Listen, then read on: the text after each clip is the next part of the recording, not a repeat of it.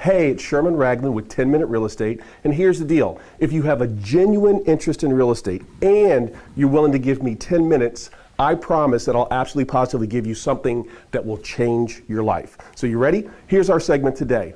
I've been responsible for growing the single largest real estate investor club on the entire East Coast. You guys know, who know me, you know, of course, I'm talking about the Greater Washington, D.C. Real Estate Investors Association, otherwise known as DCREA, DCREA.com. See how I plugged that? All right.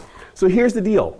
The number one question I get asked, and I've been asked this for years, is, Sherman, what's the number one thing I need to do to become a successful real estate investor? So I'm going to answer today. What's the number one thing you need to do to become a successful real estate investor? And it goes right back to something that my dad used to say to me as a kid growing up. He used to say, son, look, there are three kinds of people in this world. And I want to share that with you real quick because it directly relates back to how I answer this question. There are three kinds of people in this world. You ready? You may want to write this down, okay?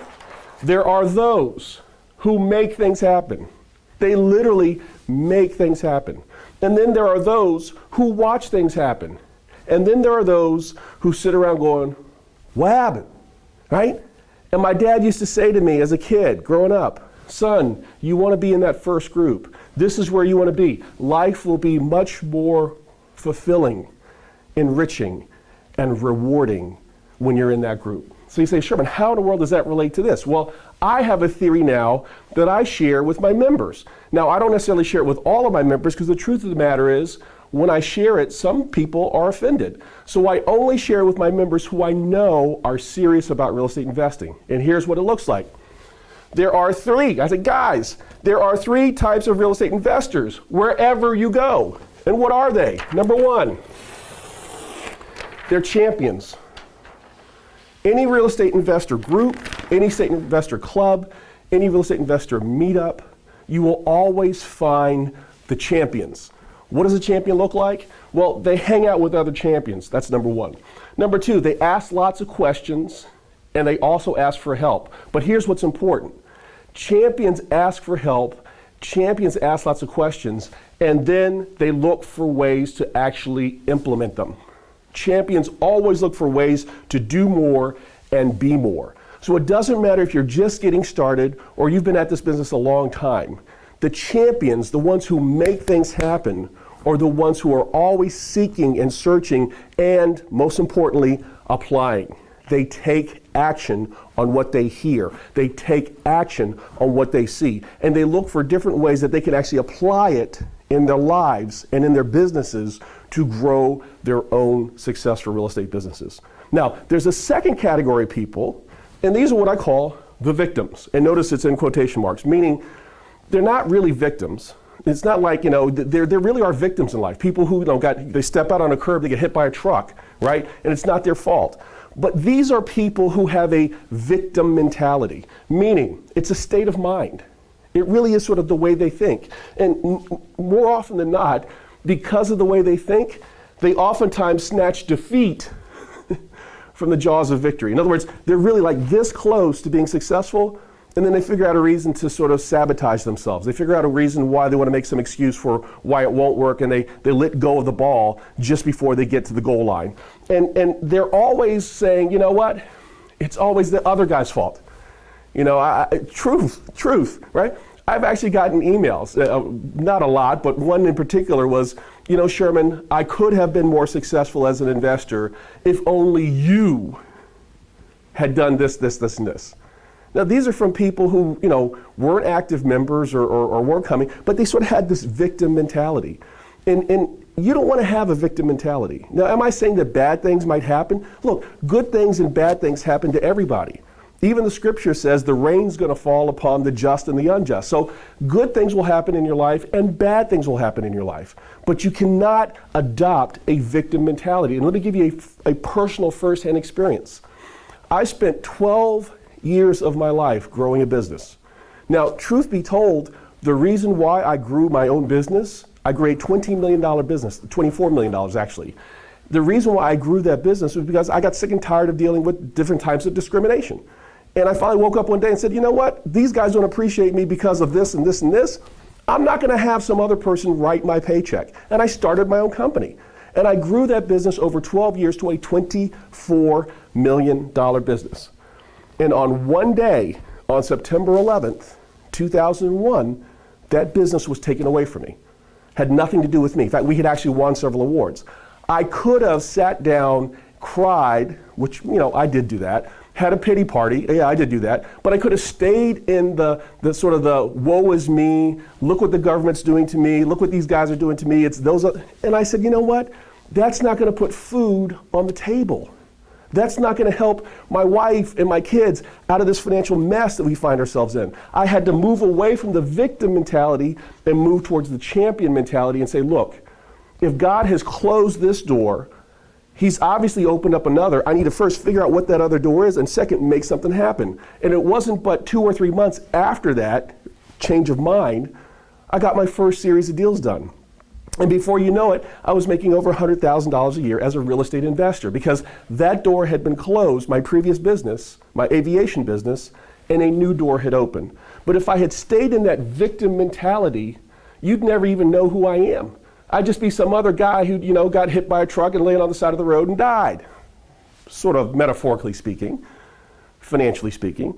But I decided I was not going to play the victim. I was going to get up and do something and go hang out with the champions. And by hanging out with the champions, I was able to build a 6 and then 7 and now an 8-figure real estate business. Mindset. And then the last group of people is what I call clueless. Now, don't get me wrong, okay? I'm not saying clueless people are stupid. Far from it. Clueless people, and again, it's in quotation marks, well, half a quotation mark. Clueless people are people who intentionally just don't care. They say things like, you know what? Don't know, don't care. Think about it. You probably know somebody that you like, this is like the brightest person I know, and they would do extremely well in real estate. Let me invite them to go to the real estate club with me. And you call them up and say, hey, I'm going to this real estate thing, or a boot camp, or a training session, whatever. And you call them and say, hey, I'm going to this training session next week, you want to come with me? And they go, yeah, okay, whatever, sounds good. Pick me up. And then the day comes to pick them up, and you're there outside their house, and they're not ready, and you call them up and say, hey, where are you? And you're like, I'm sleeping. You're like, what do you mean you're sleeping? Today's the day we're supposed to go to the real estate thing. And you're like, oh, is that thing today? And you're like, I thought you wanted to go. You're like, oh, well, next time, when I get around to it. It's not that they're quote unquote stupid people, because they're not. They just choose to be clueless on certain things. And you have to realize when you come into relationships with people like this, it's not that you love them any less, but you really do need to sort of like move them over to the side. And let me tell you why. Because champions understand the necessity to hang out with other champions. Champions understand the necessity to get things done.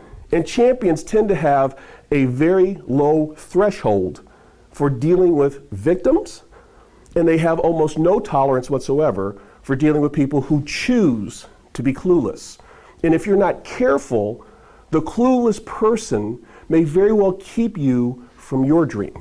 I've literally had people say to me, hey Sherman, are you still doing that real estate thing? And I'm like, yeah, that real estate thing just put 2 of my kids through college at a tuition of $65,000 a year. Oh. Hey Sherman, you doing that real estate thing? Hey Sherman, I saw you on Facebook, and you're like traveling all over the place. How do you do that? Well, it's that real estate thing. Remember that real estate thing I told you about 10 years ago? You remember that real estate thing I said you may want to come out and check it out? Well, that real estate thing is paying all the bills. That real estate thing is giving me passive income that allows me to live the life of my dreams. At which point in time the clueless person says, hey, what happened? How'd you do that? Here's the key. When you come upon a person who's clueless, you got to understand you need to take control and sort of move them to the back of your relationship. Don't love them any less. Don't stop hanging out with them altogether. But understand, if you're not careful, they may very well hold you back from what you want to do and from where you want to be. So to sum it all up, What's the number one thing you need to be successful as a real estate investor? I can sum it up in one word. Attitude. What's your attitude? Not your aptitude, not your skill level, because skills can come, skills can be taught. But the one thing that I've never been able to teach anybody, the one thing that our most successful students all possess is the right attitude. And they have the attitude of a champion, meaning it doesn't matter what your situation is today. It doesn't matter where you are today. It doesn't matter where you are now. If you are determined to win, then you're going to figure out a way to win. First and foremost, by hanging out with the other champions. First and foremost, by refusing to never become a victim. And if you do find yourself adopting a victim mentality, saying to yourself, this isn't going to get me anywhere. I need to change my attitude and stop playing the victim and start becoming the champion. And you need to eliminate clueless people. And some of these clueless people may be very well-meaning. They may be very intelligent. They may have multiple degrees. But if they're not doing the thing you want to do, and they're holding you back because they simply choose to don't know and don't care, then you got to push them to the side and say, you know what? I'll come back and get you later. When I get those tickets for the cruise, I'll come back and get a stateroom just for you. When I get those tickets to go stay at the Ritz-Carlton Club for a couple of weeks down in the Bahamas or down in Cancun or down in St. Thomas or out in Hawaii, I'll come back and get you and give you a plane ticket. But in the meantime, I'm going to do this and hang out with the champions to learn how to do this. And I cannot let the fact that you're not interested hold me back. So that's it, guys. That's your 10-minute real estate for today. The number one thing you need to be successful as a real estate investor, attitude, the right attitude.